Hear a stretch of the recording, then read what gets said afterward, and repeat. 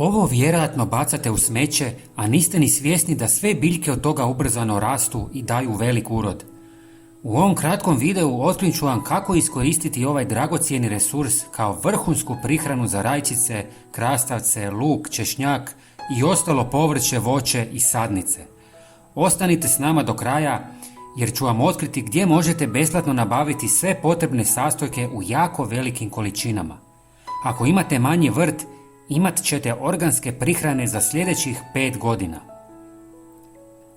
Za početak koristit ćemo ljuske od jaja, no ne na tradicionalan način. Umjesto da ih jednostavno posipamo po tlu, što može potrajati mjesecima ili čak godinama da se razgrade, mi ćemo ubrzati proces. Usitnit ćemo ih u prah kako bi brže doprle do korijena. Ljuske od jaja su izuzetno bogate kalcijem, ključnim mineralom za rast biljaka, te sadrže i nešto fosfora.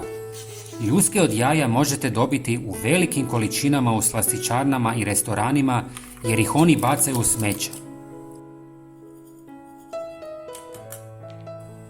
Istresite prah u 300 ml tople vode. Drugi sastojak je jedna žlica drvenog pepela koji se smatra jednim od najboljih gnojiva za biljke, a većina ljudi ga baca u smeće. Osim što je bogat mineralima poput kalija, fosfora i magnezija, regulira pH vrijednost tla i služi kao repelent protiv puževa.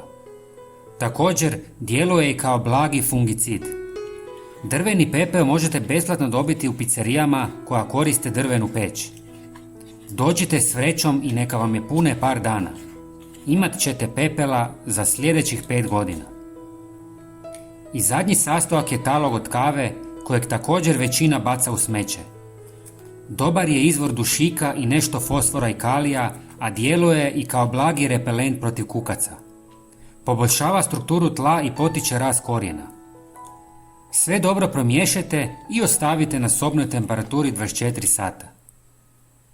Talog od kave možete besplatno dobiti u kafićima jer ga oni također bacaju u smeće. Ako želite prihranjivati folijarno, procijedite kroz gazu. Na jednu žlicu ovih sastojaka ide otprilike oko 3 litre vode. Zalijevajte tlo prije sadnje ili biljke 1 do 2 puta mjesečno i nemojte pretjerivati. Prijatelji, pogledajte i naš sljedeći video na vašem ekranu. Hvala vam puno. Pozdrav!